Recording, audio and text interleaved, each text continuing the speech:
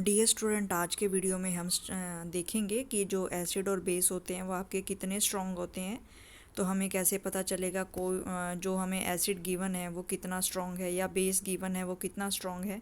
तो उसकी स्ट्रॉन्गनेस के बारे में हमें कैसे पता चलेगा कि कौन सा एसिड आपका स्ट्रॉन्ग एसिड है, कौन सा एसिड आपका वीक एसिड है, कौन सा बेस आपका स्ट्रॉन्ग बेस है, कौन सा बेस आपका वीक बेस है। तो उसका पता लगाने के लिए हम यहाँ पे देखेंगे कि कैसे आप पीएच स्केल के द्वारा उनके स्ट्रेंथनेस के बारे में जान सकते हो कि कौन सा सॉल्यूशन आपका स्ट्रॉन्ग है और कौन सा सॉल्यूशन आपका वीक है। तो ये सारा हम देखेंगे इसमें। तो आज का जो टॉपिक है हमारा हाउ स्ट्रॉन्ग आर एसिड और बेस सॉल्यूशंस, कि जो आपके एसिड और बेस सॉल्यूशंस होते हैं वो कितने स्ट्रॉन्ग होते हैं और कैसे हम उनकी स्ट्रेंथ का पता लगा सकते हैं।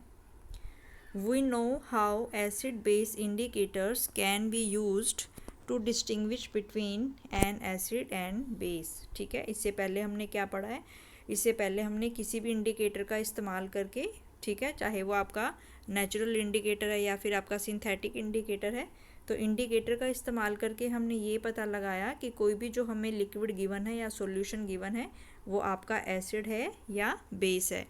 ठीक है, तो एसिड और बेस का पता लगाने के लिए हमने इंडिकेटर्स का इस्तेमाल किया यहाँ पे। We also have learned in the previous section about the dilution and decrease in the concentration of H+ and OH ions in the solution. ठीक है, और हमने ये भी लर्न किया कि जैसे ही हम डाइल्यूशन में हमने क्या पढ़ा, डाइल्यूशन प्रोसेस में कि एसिड के अंदर वाटर मिलाने का जो प्रोसेस है या बेस के अंदर जो वाटर मिलाने का प्रोसेस है उसको हम क्या कहते हैं, डाइल्यूशन कहते हैं। और डाइल्यूशन के प्रोसेस में अगर आप एसिड में वाटर मिलाते हो तो वहाँ पे किसकी कंसंट्रेशन डिक्रीज़ हो जाती है, H+ आयंस की कंसंट्रेशन डिक्रीज़ हो जाती है। और अगर आप बेस में वाटर को ऐड करते हो तो hydroxide ion OH negative ion की कंसंट्रेशन डिक्रीज़ हो जाती है। ये हमने कल वाले वीडियो में देखा था और इसको बहुत अच्छे से एक्सप्लेन भी किया था। ठीक है, can we quantitatively find the amount of these ions present in a solution. तो हमने ये तो पता कर लिया कि जैसे हम एसिड और बेस में वाटर को ऐड करते हैं, ठीक है, जैसे हम एसिड और बेस में वाटर को ऐड करते हैं तो उनकी जो कंसंट्रेशन है वो आपकी डिक्रीज़ हो जाती है। एसिड में जो है H+ आयंस की कंसंट्रेशन डिक्रीज़ हो जाती है और बेस में हाइड्रोक्साइड आयन की कंसंट्रेशन डिक्रीज़ हो जाती है। Can we quantitatively find the amount of these ions present in the solution. तो क्या हम किसी भी सॉल्यूशन में ये कितने आयंस प्रेजेंट हैं इनके अमाउंट को फाइंड आउट कर सकते हैं। ठीक है, तो क्या किसी भी सॉल्यूशन में कितने H+ आयंस हैं और कितने OH नेगेटिव आयंस हैं, हाइड्रोक्साइड आयंस हैं, क्या हम इनको फाइंड आउट कर सकते हैं। ठीक है, कैन वी जज how strong A given acid और बेस, क्या हम जज कर सकते हैं कि कोई भी जो एसिड है या कोई भी जो बेस है वो कितना स्ट्रॉन्ग है। अगर आपको दो एसिड दे दूँ मैं यहाँ पे, एक है आपके पास HCl और एक है आपके पास H2SO4, तो आपको कैसे पता चलेगा कि इन दोनों में से कौन सा एसिड जो है वो स्ट्रॉन्ग है और कौन सा एसिड जो है वो आपका वीक है। ठीक है, तो ऐसे ही अगर फिर आपको मैं दो बेस दे दूँ, जैसे कि पहला बेस आपने लिखा सोडियम हाइड्रोक्साइड, दूसरा आपने लिखा पोटेशियम हाइड्रोक्साइड, तो आपको कैसे पता चलेगा दोनों में से कौन सा स्ट्रॉन्ग बेस है और कौन सा आपका वीक बेस है। तो क्या हम किसी भी सॉल्यूशन की स्ट्रेंथनेस का पता लगा सकते हैं कि कौन सा लिक्विड आपका स्ट्रॉन्ग होगा, कौन सा लिक्विड आपका कौन सा एसिड आपका स्ट्रॉन्ग है या कौन सा बेस आपका स्ट्रॉन्ग है और कौन सा आपका वीक है। और क्या हम किसी भी सॉल्यूशन में H+ आयंस की कंसंट्रेशन या फिर OH नेगेटिव आयन की कंसंट्रेशन को फाइंड आउट कर सकते हैं। ठीक है, हाँ हम ये कर सकते हैं। हम ये किसके द्वारा कर सकते हैं, pH स्केल के द्वारा। ठीक है, तो pH स्केल के द्वारा एक स्केल होता है जिसको हम pH स्केल कहते हैं और इससे हम क्या कर सकते हैं, किस measuring the hydrogen ion concentration in a solution. तो ऐसा स्केल जिसके द्वारा हम किसी भी सॉल्यूशन में हाइड्रोजन आयन की कंसंट्रेशन को मेज़र करते हैं उसे हम क्या कहते हैं, pH स्केल कहते हैं। ठीक है, तो ऐसा scale, a scale which is used for measuring hydrogen ion concentration in a solution called pH scale has been developed. ठीक है, तो ऐसे स्केल के द्वारा जिसके द्वारा आप किसी भी सॉल्यूशन में कितने H+ आयंस प्रेजेंट हैं उनको आप क्या कर सकते हो, मेज़र कर सकते हो, उसको हम क्या कहते हैं, pH स्केल कहते हैं। ठीक है, तो इसमें P स्मॉल है आपका और H जो है ये कैपिटल है, इसको हम pH स्केल कहते हैं। तो इसके द्वारा हम किस चीज़ को मेज़र कर सकते हैं, किसी भी सॉल्यूशन में आपके कितने H+ आयंस प्रेजेंट हैं उसको हम मेज़र कर सकते हैं। तो यहाँ पे जो pH है, तो P का मतलब होता है पोटेंस, इन जर्मन वर्ड से ये लिया गया है, इसका मतलब होता है पावर। ठीक है, और जो pH की वैल्यू होती है वो आपकी कहाँ से कहाँ तक वेरी करती है, 0 से लेके 14 तक। ठीक है, pH should be thought of simply as a number. pH जो है आपको एक नंबर, pH हमें क्या देगा, सिंपली एक नंबर देगा, which indicates the acidic and basic nature of A solution, जिससे हमें किसी भी सॉल्यूशन के एसिड और बेसिक नेचर का पता चलेगा। Higher the hydronium ion concentration, lower is the pH value. ठीक है, तो यहाँ पे जो आपका pH स्केल होता है, pH स्केल, तो P का मतलब होता है पोटेंस। ठीक है, और पोटेंस का मतलब होता है पावर। तो यानी कि किस चीज़ की पावर देखता है, H का मतलब होता है हाइड्रोजन आयंस। तो ये किसी भी सॉल्यूशन में कितने हाइड्रोजन आयन प्रेजेंट हैं उनकी कंसंट्रेशन को मेज़र करता है, और ये हमें एक नंबर देता है। ठीक है, और इसका जो नंबर है वो आपका कहाँ से स्टार्ट होता है, 0 से लेके 14 तक। ये स्केल में 0 से लेके 14 तक आपके नंबर होते हैं। यहाँ पे फिर आपका 7 होता है। ठीक है, तो अगर pH की वैल्यू आपकी लेस देन 7 होती है, pH की वैल्यू अगर लेस देन 7 होती है, तो वो जो आपका सॉल्यूशन है वो आपका क्या होगा, एसिड होगा। ठीक है, pH की वैल्यू लेस देन 7 का मतलब इस रीज़न में, तो यानी कि इस रीज़न में pH की वैल्यू लेस देन 7 होती है तो वो आपका एसिड होगा। और इस रीज़न में, ठीक है, pH की वैल्यू जो होती है वो ग्रेटर देन 7 होती है, और इस रीज़न में वो क्या होता है, बेस होता है। ठीक है, तो ये आपका बहुत इंपॉर्टेंट पॉइंट है ये, कि जो pH स्केल है वो 0 से स्टार्ट होता है और कहाँ तक उसके नंबर हैं, उसमें 14 तक नंबर होते हैं। और लेस देन 7 का जो pH होता है वो एसिड के लिए होता है, और ग्रेटर देन 7 का जो pH होता है वो बेस के लिए होता है। ठीक है, तो अगर हमारे पास कोई भी सॉल्यूशन गिवन है, ठीक है, तो कोई भी अगर हमारे पास सॉल्यूशन गिवन है और अगर हम दोनों का pH मेज़र करें, तो मान लो हमने फर्स्ट बीकर का pH मेज़र किया तो ये आया मान लो आपका 2, और सेकंड बीकर का अगर आपने pH मेज़र किया वो कितना आया आपका 12। तो इसका मतलब हमें पता चल जाएगा कि ये जिसका pH 2 है इसमें आपका क्या है, एसिड है, क्योंकि ये आपका 7 से कम है। ठीक है, और जिसमें pH 12 है इसका मतलब ये 7 से ज़्यादा है, ये क्या होगा आपका, ये बेस होगा। तो किसी भी सॉल्यूशन के pH नंबर से हम उसको बता सकते हैं कि वो सॉल्यूशन आपका एसिड होगा या वो सॉल्यूशन आपका बेस होगा। तो pH की वैल्यू अगर लेस देन 7 है तो वो एसिड है, और pH की वैल्यू अगर ग्रेटर देन 7 है तो वो आपका बेस है। ठीक है, तो यहीं पे बताया गया है। तो pH से हम एक नंबर बताते हैं और वो किसी भी सॉल्यूशन के क्या वो एसिड होगा क्या या बेस होगा उसके नेचर के बारे में बताता है। ठीक है, तो pH की वैल्यू जितनी ज़्यादा कम होती है, pH की वैल्यू आपकी जितनी ज़्यादा कम होगी उसमें H+ आयंस जो होंगे उतने ही ज़्यादा होते हैं। तो ये इम्पोर्टेंट पॉइंट है आपका कि किसी भी सॉल्यूशन की अगर pH की वैल्यू जितनी कम होगी, H+ आयंस की कंसंट्रेशन उतनी ही ज़्यादा होगी। ठीक है, मान लो कि एक सॉल्यूशन है आपके पास, उसके pH की वैल्यू जो है वो 2 है, और दूसरा सॉल्यूशन है उसके pH की वैल्यू आपकी 3 है। तो दोनों ही क्या हैं, दोनों ही आपके एसिड हैं। ठीक है, तो कौन से, क्योंकि दोनों के pH की वैल्यू आपकी लेस देन 7 है, तो दोनों की जो pH वैल्यू लेस देन 7 है तो दोनों जो होंगे वो एसिड होंगे। तो कौन से एसिड में जो है H+ आयंस ज़्यादा होंगे, जिसके pH की वैल्यू कम होगी। तो pH की वैल्यू कम किसकी है, 2। ठीक है, तो यानी कि ये जो ऐसे वाला एसिड जिसके pH की वैल्यू 2 है इसमें H+ आयंस ज़्यादा होंगे और ये ज़्यादा एसिडिक होगा, यानी कि ये वाला आपका ज़्यादा स्ट्रॉन्ग एसिड होगा। ठीक है, तो जिस एसिड की pH की वैल्यू जितनी कम होती है वो उतना ही ज़्यादा स्ट्रॉन्ग होता है। ठीक है, तो यहाँ हमने कुछ इम्पोर्टेंट पॉइंट पढ़े कि किसी भी pH स्केल के द्वारा हम किसी भी सॉल्यूशन में हाइड्रोजन आयन की कंसंट्रेशन को मेज़र कर सकते हैं। P का मतलब होता है पोटेंस यानी कि पावर, और ये किस चीज़ की पावर को मेज़र करता है, सॉल्यूशन में हाइड्रोजन आयन की पावर्स को मेज़र करता है, और इसका नंबर जो है 0 से लेके 14 तक होता है।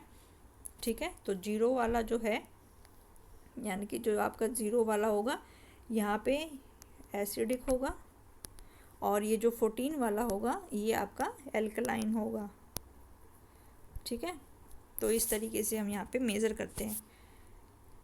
ठीक है, तो यहाँ पे हमने देख लिया कि higher is the hydronium ion concentration, lower is the pH value. अभी हमने देखा कि ऐसे दो एसिड हमें गिवन थे, पहले का pH 2 था, दूसरे का pH 3 था। तो कौन से वाले में हाइड्रोजन आयन की कंसंट्रेशन ज़्यादा होगी, जिसका pH आपका 2 था, यानी कि जिसके pH की वैल्यू जितनी कम होगी उसमें हाइड्रोजन आयन की कंसंट्रेशन उतनी ही ज़्यादा होती है। इसका मतलब वो उतना ही ज़्यादा आपका एसिडिक होता है। ठीक है, the pH of a neutral solution is 7। pH of a neutral solution is 7, यानी कि कोई भी ऐसा सॉल्यूशन जिसके pH की वैल्यू 7 होती है उसको हम क्या कहते हैं, न्यूट्रल सॉल्यूशन कहते हैं। अभी हमने देखा, ठीक है, अभी हमने देखा कि अगर आपकी pH की वैल्यू 7 से कम है तो वो सॉल्यूशन आपका क्या होगा, उसको हम कहेंगे कि वो आपका एसिड है। और अगर pH की वैल्यू आपकी 7 के बराबर है तो उसको हम क्या कहेंगे कि वो सॉल्यूशन आपका न्यूट्रल सॉल्यूशन है। ठीक है, और अगर pH की वैल्यू आपकी 7 से ज़्यादा है तो वो आपका बेस है। तो ये जो है ये बहुत इंपॉर्टेंट है। ठीक है, तो जो एसिड की pH वो वैल्यू होती है वो लेस देन 7 वाले होते हैं। अगर pH की वैल्यू लेस देन 7 है तो इसका मतलब वो एसिड है, और pH की वैल्यू ग्रेटर देन 7 है तो इसका मतलब वो बेस है, और pH की वैल्यू अगर इक्वल टू 7 है इसका मतलब ऐसे सॉल्यूशन क्या कहलाते हैं, न्यूट्रल सॉल्यूशन कहलाते हैं। ऐसी चीज़ जो होगी वो आपकी न्यूट्रल होगी। ठीक है, तो यहाँ पे लिखा होता है कि कोई भी अगर आपका न्यूट्रल सॉल्यूशन है तो उसके pH की वैल्यू आपकी 7 होती है। ठीक है, और values less than 7 on the pH scale represents an acid solution. तो यही इसमें बताया कि अगर pH की वैल्यू 7 से कम होगी तो वो आपका एसिडिक सॉल्यूशन होगा, और अगर pH की वैल्यू आपकी 7 और 14 के बीच में है, it represents an increase in hydroxide ion the concentration in the solution, that is increase in the strength of alkali. ठीक है, generally paper imprinted with the universal indicator is used for measuring pH value. One such paper is shown in the figure. ठीक है, तो इसने कहा है कि जैसे जैसे हमारे pH की वैल्यू लेस देन 7 होती है हमारा जो सॉल्यूशन होता है वो हमारा एसिडिक सॉल्यूशन होता है, लेकिन जैसे ही उसकी वैल्यू जो है, जैसे कि मान लो ये 7 से 14 की तरफ हम जा रहे हैं तो उसमें जो H+ आयंस की कंसंट्रेशन है वो तो कम होती जाती है, लेकिन जो OH नेगेटिव की कंसंट्रेशन है, हाइड्रोक्साइड आयन की कंसंट्रेशन है, वो आपकी इंक्रीज़ होती जाती है। ठीक है, तो इस तरीके से ये जो होगा ये आपका क्या रिप्रेजेंट करेगा, फिर यहाँ पे बेस, यानी कि बेस में OH नेगेटिव आयन की, यानी कि जिस बेस में OH नेगेटिव आयन की कंसंट्रेशन ज़्यादा होगी वो आपका स्ट्रॉन्ग बेस होगा। मान लो मैंने कोई भी यहाँ पे लिख दिया, एक बेस है, मान लो यहाँ पे आपके पास NaOH, मान लो इसके pH की वैल्यू 17 है, और एक मैंने लिख दिया मान लो KOH, पहला है हमारा सोडियम हाइड्रोक्साइड, और मैंने लिख दिया मान लो इसके pH की वैल्यू 14 है, और दूसरा हमने लिख दिया KOH यानी कि पोटेशियम हाइड्रोक्साइड, और मान लो मैंने लिख दिया इसके pH की वैल्यू कितनी है, 12 है। ठीक है, तो जो आपके बेस होते हैं, हमें पता है कि बेस में आपके कौन से आयंस होते हैं, आपके हाइड्रोक्साइड आयंस होते हैं। तो यानी कि जिसके pH की वैल्यू जितनी ज़्यादा होगी उसमें हाइड्रोक्साइड आयन आपके उतने ही ज़्यादा होंगे। तो अगर हम इन दोनों में से देखें कि इसमें हाइड्रोक्साइड आयन आपके ज़्यादा हैं, तो इसमें जिसके pH की वैल्यू ज़्यादा है, तो इसमें किसके pH की वैल्यू ज़्यादा है, आपकी सोडियम हाइड्रोक्साइड के pH की वैल्यू ज़्यादा है। ठीक है, तो इसका मतलब जो सोडियम हाइड्रोक्साइड है आपका उसमें OH नेगेटिव आयन यानी कि हाइड्रोक्साइड आयन की कंसंट्रेशन ज़्यादा है, और जो आपका पोटेशियम हाइड्रोक्साइड है उसमें कम है। ठीक है, तो एसिड के केस में हमने देखा कि एसिड के केस में हमने देखा कि जिसके pH की वैल्यू जितनी कम होगी उसमें H+ आयंस की कंसंट्रेशन उतनी ही ज़्यादा होगी, और बेस के केस में हमने देखा जिसके pH की वैल्यू जितनी ज़्यादा होगी उसमें OH नेगेटिव के कंसंट्रेशन जो है उतनी ही ज़्यादा होगी। तो ये बहुत इंपॉर्टेंट पॉइंट है। ठीक है, तो यहाँ पे हमने कुछ इंपॉर्टेंट पॉइंट देखे कि जो आपके एसिड होते हैं उनकी पीएच की वैल्यू 7 से कम होती है, जो आपके बेस होते हैं उनके पीएच की वैल्यू 7 से ज़्यादा होती है, जो न्यूट्रल सॉल्यूशन होता है उसके बेस की वैल्यू 7 होती है। पीएच के द्वारा हम किसी भी सॉल्यूशन में जो आपके H+ आयंस हैं उनको हम मेज़र कर सकते हैं, ठीक है। और इसमें फिर हमने देखा कि जितना ज़्यादा एसिडिक सॉल्यूशन होगा उसके पीएच की वैल्यू उतनी, जितना ज़्यादा आपका स्ट्रॉन्ग एसिड होगा उसके पीएच की वैल्यू उतनी ही कम होगी, ठीक है। तो अभी हमने देखा कि स्ट्रॉन्ग एसिड अगर है तो स्ट्रॉन्ग एसिड का हमें कैसे पता चलेगा कि उसका पीएच जितना कम होगा, तो पीएच की वैल्यू जितनी कम होगी एसिड आपका उतना ही ज़्यादा स्ट्रॉन्ग होगा, ठीक है। और पीएच की वैल्यू जितनी ज़्यादा होगी उतना ही ज़्यादा आपका स्ट्रॉन्ग बेस होगा। तो बेस के लिए पीएच की वैल्यू आपकी जितनी ज़्यादा होगी वो उतना ही ज़्यादा स्ट्रॉन्ग बेस होगा, और एसिड वो वाला स्ट्रॉन्ग होगा जिसके पीएच की वैल्यू आपकी कम है, ठीक है। तो ये दोनों आपके बहुत इंपॉर्टेंट पॉइंट थे। तो इस फिगर में ये दिखाया गया है, यहाँ पे फिगर में दिखाया गया है यहाँ पे, ठीक है। ये variation of pH with the change in the concentration of H+, यहाँ पे क्या बताया गया है, वेरिएशन ऑफ पीएच को दिखाया गया है with change in the concentration of hydrogen ions और हाइड्रोक्साइड आयंस, कि कैसे पीएच में वेरिएशन के द्वारा जो है आपके हाइड्रोजन आयन की कंसंट्रेशन चेंज होती है और हाइड्रोक्साइड आयन की कंसंट्रेशन चेंज होती है। तो अभी हमने देखा कि इस वाले रीजन में जहाँ पे पीएच की वैल्यू आपकी 7 से कम है उस वाले रीजन में जो होते हैं आपके एसिड होते हैं, इस वाले रीजन में आपके एसिड होते हैं, और इस वाले रीजन में जो है इस वाले रीजन में आपके बेस होते हैं, ठीक है। तो इस वाले रीजन में, और अगर 7 है तो 7 वाले सॉल्यूशन की वैल्यू वो क्या होती है, न्यूट्रल सॉल्यूशन होता है, ठीक है।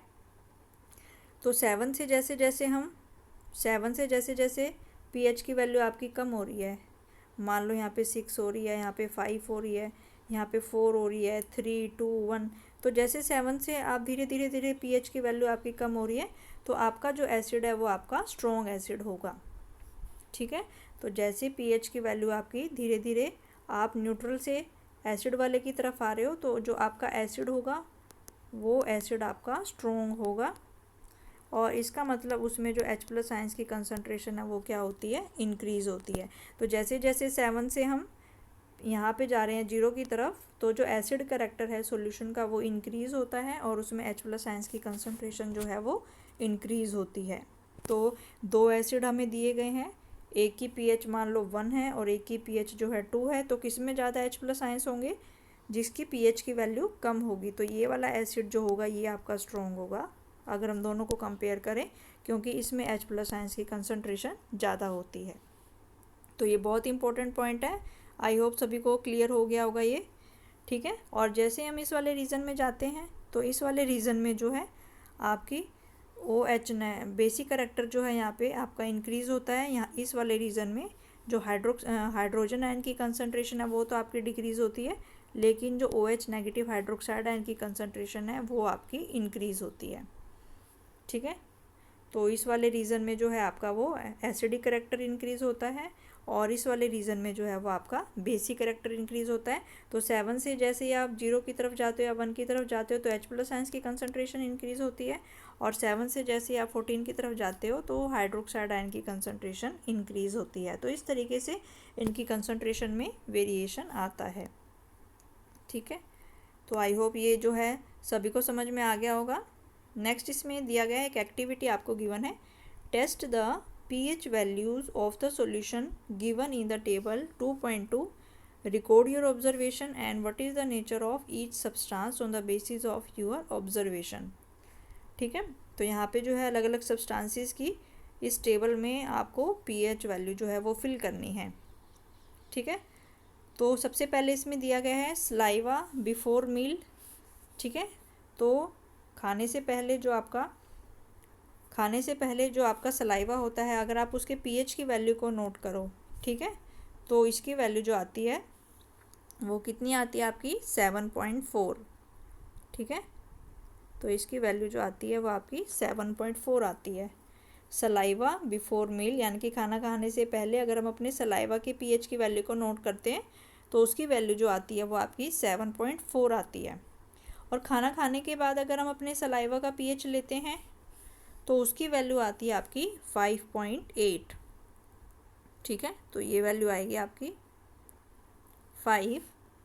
इसको हम थोड़ा सा बड़ा कर लेते हैं। ठीक है, तो यहाँ पे जो आपका खाना खाने से पहले जो आपका सलाइवा होता है, खाना खाने से पहले जो आपका सलाइवा होता है उसका अगर आप पीएच लो तो उसकी वैल्यू आती है आपकी 7.4। तो इसकी वैल्यू आती है आपकी 7.4। और खाना खाने के बाद अगर आप अपने सलाइवा का पीएच लेते हो तो इसकी वैल्यू आती है आपकी 5.8। ठीक है, यानी कि डिक्रीज़ हो गया। पहले जब आप खाना खाने से पहले आपके सलाइवा को अगर हम देखें तो ये आपका क्या है, अप्रोक्सीमेटली न्यूट्रल है, लेकिन ये क्या हो जाता है, ये आपका एसिडिक हो जाता है। ठीक है, तो खाना खाने से पहले जो सलाइवा है इसको दोबारा हम पहले लिख लेते हैं। सलाइवा बिफोर मील, तो खाना खाने से पहले जो सलाइवा का पीएच है वो है हमारा 7.4। और जो आफ्टर मील है, खाना खाने के बाद अगर हम अपने सलाइवा का पीएच लेते हैं तो वो है हमारा 5.8। ठीक है, तो ऐसे ही अगर हम लेमन जूस का देखें, ठीक है, इसको दोबारा हम लिख लेते हैं। तो खाना खाने से पहले जो हमारे सलाइवा का होता है वो है हमारा 7.4, और खाना खाने के बाद जो हमारे सलाइवा का होता है वो है हमारा 5.8। ठीक है, तो इस तरीके से हमने देखा कि 7 का मतलब क्या है, ये आपका न्यूट्रल है, और आफ्टर मील के बाद खाना खाने के बाद ये आपका क्या हो गया, थोड़ा सा एसिडिक हो गया। ये आपका थोड़ा सा एसिडिक हो गया क्योंकि इसके पीएच की वैल्यू 7 से कम है, तो ये आपका एसिडिक हो गया है। और इसको हम अप्रोक्सीमेटली क्या मान सकते हैं, न्यूट्रल मान सकते हैं। यानी कि जब हम खाना खाने से पहले हमारे सलाइवा का जो पीएच है वो अप्रोक्सीमेटली न्यूट्रल होता है, लेकिन खाना खाने के बाद जो है वो आपका एसिडिक हो जाता है। इसको नोट कर लो, ये जो आपके पीएच की वैल्यू है इसको आप अपनी नोटबुक में नोट कर लो। इसके बाद फिर है आपका लेमन जूस। तो जो लेमन जूस होता है, ठीक है, तो लेमन जूस का अगर हम पीएच देखें वो होता है आपका 2.5। लेमन जूस के जो पीएच की वैल्यू होती है वो 2.5 होती है। नेक्स्ट है आपका कलरलेस एरिएटेड ड्रिंक। जो आपकी कलरलेस एरिएटेड ड्रिंक होती है उसके पीएच की वैल्यू होती है आपकी 6.0। इसके बाद है आपका कैरेट जूस। कैरेट जूस का जो पीएच होता है वो आपका 5.6 होता है। कॉफ़ी का जो पीएच होता है वो होता है आपका 5.0। नेक्स्ट जो है आपका टोमेटो जूस। तो टोमेटो जूस का जो होता है 4.1। और जो टैप वाटर का होता है, टैप वाटर का होता है 7.1। यहाँ लिख रही हूँ मैं इसको, ठीक है, तो टैप वाटर का होता है 7.1। तो इन सब को अगर हम कंपेयर करें तो यहाँ से हमें क्या पता लग रहा है कि जो आपका लेमन जूस है इसके पीएच की वैल्यू 7 से कम है, तो इसका मतलब ये क्या है, ये आपका एक एसिड है। जो कलरलेस एरिएटेड ड्रिंक होती है, जो ड्रिंक आप पीते हो, ठीक है, तो इस ड्रिंक के पीएच की वैल्यू है 6.0, तो ये भी आपकी 7 से कम है, तो इसका मतलब ये भी क्या होती है, आपकी एसिडिक इन नेचर होती है। तो जो आप ड्रिंक पीते हो ये भी आपकी एसिड इन नेचर होती है। कैरेट का जूस होता है, जो गाजर का जूस है, इसका पीएच है आपका 5.6, तो ये भी आपकी एसिडिक है। ठीक है, कॉफ़ी जिसके पीएच की वैल्यू 5 होती है तो ये भी आपकी एसिडिक इन नेचर होती है। टोमेटो जूस, इसके पीएच की वैल्यू 4.1 है, तो ये भी आपका एसिडिक होता है। और जो टैप का वाटर है, टैप का जो वाटर है इसके पीएच की वैल्यू होती है 7, इसका मतलब ये कैसा है, आपका न्यूट्रल सॉल्यूशन है। ठीक है, तो हमने देखा कि जो आपका टैप का वाटर होता है वो न्यूट्रल सॉल्यूशन है क्योंकि इसकी पीएच की वैल्यू 7 है। तो बाकी सारे जो हमने देखे, lemon juice, drink, carrot juice, coffee, tomato juice, ये सारे आपके कैसे होते हैं, एसिडिक इन नेचर होते हैं। ठीक है, ऐसे ही हमने देखा कि जो आपका सलाइवा बिफोर मील था, खाना खाने से पहले जो आपके सलाइवा का पीएच था वो 7.4 होता है, यानी कि अप्रोक्सीमेटली हम उसको न्यूट्रल भी मान सकते हैं। और जो खाना खाने के बाद उसका पीएच होता है वो आपका 5.8 होता है। ठीक है, तो ये सारी जो पीएच की वैल्यू हैं ये आप अपनी नोटबुक में नोट कर लें, और यहाँ से आप किसी भी सब्सटेंस के एसिडिक नेचर को बता सकते हो या बेसिक नेचर को बता सकते हो उसके पीएच की वैल्यू को फाइंड आउट करके। ठीक है, तो ऐसे ही जो आपके 1 मोल NaOH की वैल्यू, ठीक है, तो यहाँ पे गिवन है आपको 1 मोल NaOH की जो वैल्यू होती है जो आपका सोडियम हाइड्रोक्साइड है उसके पीएच की वैल्यू कितनी गिवन है यहाँ पे 14, ठीक है। यानी कि जो आपका पीएच है, जो आपका सोडियम हाइड्रोक्साइड है, ये आपका क्या है, इसके पीएच की वैल्यू सबसे ज़्यादा है, तो ये आपका बेस होता है और ये आपका स्ट्रॉन्ग बेस होता है, क्योंकि इसके पीएच की वैल्यू जो है वो सबसे ज़्यादा है, तो ये सबसे ज़्यादा स्ट्रॉन्ग बेस होता है, ठीक है। तो इसको भी नोट कर लो। इसके बाद नेक्स्ट इसमें गिवन है 1 मोल HCl। तो अगर हम यहाँ से देखें 1 मोल HCl, तो जो आपका 1 मोल HCl की वैल्यू होती है वो भी आपकी अप्रोक्सीमेटली 1 पॉइंट समथिंग होती है, ठीक है। तो यहाँ पे ये जो आपका 1 मोल एसिड है इसके पीएच की वैल्यू भी आपकी कम होती है, यानी कि अप्रोक्सीमेटली 1 पॉइंट समथिंग अगर हम लिखें तो ये भी जो होता है ये आपका स्ट्रॉन्ग एसिड होता है।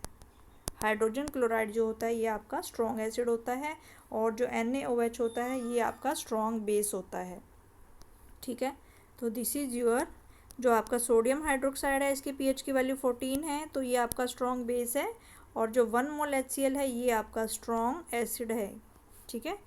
तो इसके पीएच की वैल्यू अप्रोक्सीमेटली कितनी होती है, 1 होती है इसके पीएच की वैल्यू, और NaOH की कितनी होती है 14, तो ये 14 आपका स्ट्रॉन्ग बेस है, और 1 वाला जो है ये आपका स्ट्रॉन्ग एसिड है। तो इस एक्टिविटी में देखा हमने कि बहुत सारे हमने कुछ सब्सटेंसेस लिए, यहाँ पे कुछ हमारे पास सॉल्यूशंस थे, हमने उनके पीएच की वैल्यू को फाइंड आउट किया, और फिर हमने यहाँ से देखा कि उनके पीएच की वैल्यू अगर 7 से कम है तो वो एसिडिक इन नेचर हैं, और फिर हमने देखा जो आपका सोडियम हाइड्रोक्साइड है उसके पीएच की वैल्यू सबसे ज़्यादा होती है, इसका मतलब वो स्ट्रॉन्ग बेस होता है, और जो HCl की वैल्यू होती है वो अप्रोक्सीमेटली 1 होती है, और वो सबसे ज़्यादा स्ट्रॉन्ग एसिड होता है, ठीक है। तो ये आपका इंडिकेटर है, यहाँ पे ये आपका एक पीएच स्केल यहाँ पे दिखाया गया है इस फिगर में। इस फिगर में यहाँ पे आपको दिखाया गया है pH of some common solution shown on pH paper, colours are only a rough guide, ठीक है। तो यहाँ पे कुछ दिखाया गया आपको, तो यहाँ पे कि बहुत सारे सब्सटेंसेस का मान लो यहाँ पे पीएच आपको दिखाया गया है पीएच पेपर पे। तो यहाँ पे जो आपका गैस्ट्रिक जूस होता है, ठीक है, तो उसके जो पीएच की वैल्यू है वो 1.2 है, तो ये भी आपका एसिडिक इन नेचर है। लेमन जूस के पीएच की वैल्यू जो है वो 2.2 है, तो ये भी आपका एसिडिक है। गैस्ट्रिक जूस जो है आपका, ठीक है, ये भी इस एसिड है। जो आपका लेमन जूस है ये भी आपका एसिड है। प्योर वाटर जो है ये आपका न्यूट्रल है। मिल्क ऑफ मैग्नीशिया इसके पीएच की वैल्यू 10 है, तो इसका मतलब ये आपका बेस होगा, ठीक है। यानी कि पीएच की वैल्यू अगर 7 से ज़्यादा है तो ये आपका बेस होगा। तो यहाँ पे हमने देखा कि जो मिल्क ऑफ मैग्नीशिया है इसके पीएच की वैल्यू 14 से ज़्यादा है, तो ये बेस होगा, और इसके सोडियम हाइड्रोक्साइड इसके पीएच की वैल्यू सबसे ज़्यादा होती है 14, तो ये भी आपका बेस है, ठीक है। तो ऐसे सब्सटेंसेस जिनके पीएच की वैल्यू 7 से कम होती है उनको हम एसिड कहते हैं, और जिनके पीएच की वैल्यू इज इक्वल टू 7 होती है यानी कि वो न्यूट्रल सॉल्यूशन होते हैं, और जिनके पीएच की वैल्यू ग्रेटर देन 7 होती है वो आपके बेस होते हैं। तो ये आपका बहुत ही इंपॉर्टेंट पॉइंट था, ठीक है। इसके बाद है the strength of acid and base depends on number of H+ ions and hydroxide ions produced respectively. If we take hydrochloric acid and acetic acid of the same concentration, say 1 molar, then these produce different amount of hydrogen ions. Acid that give rise to the more hydrogen ions are said to be strong acid, and acid that give less H+ ions are said to be weak acid, ठीक है। तो इसमें क्या बताया गया है, जो अभी मैंने आपको थोड़ी देर पहले बताया था कि किसी भी एसिड या बेस की स्ट्रेंथ का हमें कैसे पता चलेगा कि कौन सा, अगर हमें 2 एसिड दिए हैं तो कौन से वाला एसिड स्ट्रॉन्ग है, या 2 बेस दिए हैं तो कौन से वाला बेस स्ट्रॉन्ग है, तो वो डिपेंड करता है। अगर हम एसिड की बात कर रहे हैं तो उसमें कितने नंबर ऑफ H+ आयंस ज़्यादा हैं, यानी कि 2 अगर एसिड हमारे पास हैं तो जिसमें H+ आयंस ज़्यादा होंगे, जैसे कि इसने कहा है कि अगर यहाँ पे आपको 2 एसिड दे दें, एक एसिड हमने ले लिया HCl का और दूसरा एसिड हमने ले लिया एसिटिक एसिड का, ठीक है, तो दोनों में से कौन सा स्ट्रॉन्ग होगा, या फिर मैं ऐसे कहूँ कि एक है आपके पास HCl जिसको हम हाइड्रोक्लोरिक एसिड कहते हैं, और एक आपके पास है नाइट्रिक एसिड जिसको हम HNO3 कहते हैं। तो दोनों जो हैं ये स्ट्रॉन्ग होते हैं, लेकिन दोनों में से कौन से वाला ज़्यादा स्ट्रॉन्ग है, तो कौन से वाला ज़्यादा स्ट्रॉन्ग होगा, जिसमें H+ आयंस जो होंगे ज़्यादा होंगे वो ज़्यादा स्ट्रॉन्ग होगा। जिसमें H+ आयंस ज़्यादा होंगे वो आपका स्ट्रॉन्ग होगा। जिसमें H+ आयंस की जो कंसंट्रेशन है, जिसमें H+ आयंस के नंबर्स जो हैं वो ज़्यादा होंगे वो आपका ज़्यादा स्ट्रॉन्ग होगा। तो हम इसमें देखेंगे कि जो आपका HCl है वो आपका ज़्यादा स्ट्रॉन्ग होगा। तो किसी भी एसिड के सॉल्यूशन से हम उसमें नंबर ऑफ़ H+ आयंस को निकाल सकते हैं, तो और हम ये फाइंड आउट कर सकते हैं कि वो वाला एसिड आपका स्ट्रॉन्ग होगा जिसमें H+ आयंस ज़्यादा होंगे। ठीक है, तो मान लो यहाँ पे फिर आपके पास एक बीकर दिया गया है। ठीक है, दोनों में जो है आपके एसिड फिल है, इसमें भी जो है आपने एसिड फिल किया हुआ है इस बीकर में, और इस वाले बीकर में भी आपने एसिड फिल किया गया है। तो आपसे पूछा गया है कि दोनों में एसिड है, कौन सा एसिड जो है वो स्ट्रॉन्ग एसिड है। तो आपको कैसे पता चलेगा कौन सा एसिड स्ट्रॉन्ग है? तो जिसमें H+ आयंस ज़्यादा होंगे वो वाला एसिड आपका स्ट्रॉन्ग होगा। जिसमें H+ आयंस ज़्यादा होंगे वो वाला एसिड आपका स्ट्रॉन्ग होगा। ठीक है, ऐसे ही अगर आपके पास एक बीकर हैं, दोनों में आपने बेस फिल किया हुआ है। ठीक है, बेस का मतलब मान लो इसमें मैंने सोडियम हाइड्रोक्साइड ले लिया और इसमें मैंने पोटेशियम हाइड्रोक्साइड ले लिया, तो दोनों ही ये बेस हैं। तो इनमें से स्ट्रॉन्ग बेस कौन सा होगा? तो स्ट्रॉन्ग बेस के लिए उसमें किसकी कंसंट्रेशन ज़्यादा होनी चाहिए? हाइड्रोक्साइड आयन की कंसंट्रेशन जो है ज़्यादा होनी चाहिए। ठीक है, तो जिसमें हाइड्रोक्साइड आयन की कंसंट्रेशन ज़्यादा होगी वो आपका स्ट्रॉन्ग बेस होगा। ठीक है, तो एसिड कौन सा स्ट्रॉन्ग होगा? तो स्ट्रॉन्ग एसिड अगर हमें पता करना है तो स्ट्रॉन्ग एसिड के लिए जिसमें H+ आयंस की कंसंट्रेशन ज़्यादा होगी वो आपका स्ट्रॉन्ग एसिड होगा। और अगर हमें स्ट्रॉन्ग बेस का पता करना है तो कौन सा बेस आपका स्ट्रॉन्ग होगा? जिसमें हाइड्रोक्साइड आयन की कंसंट्रेशन ज़्यादा होगी वो आपका स्ट्रॉन्ग बेस होगा। तो इस तरीके से हम किसी भी, अगर हमें कोई भी एसिड गिवन है तो हम उसकी स्ट्रेंथ का पता लगा सकते हैं, और अगर कोई बेस गिवन है तो हम उसकी स्ट्रेंथ का पता लगा सकते हैं कि अगर हमें 2 एसिड गिवन है या बहुत टेस्ट ट्यूब में बहुत सारे गिवन है तो कौन सा वाला सबसे ज़्यादा स्ट्रॉन्ग होगा और कौन से वाला वीक होगा। ठीक है, तो यहाँ पे हमने किया, तो यहीं पे बताया गया है कि acid that give rise to more H+ ions, तो ऐसे एसिड जिनमें ज़्यादा H+ आयंस हैं वो आपके स्ट्रॉन्ग एसिड्स होते हैं, और ऐसे एसिड जिसमें लेस H+ आयंस हैं उनको हम वीक एसिड्स कहते हैं। ऐसे ही हम बेस के बारे में बता सकते हैं। ठीक है, तो नेक्स्ट है इसमें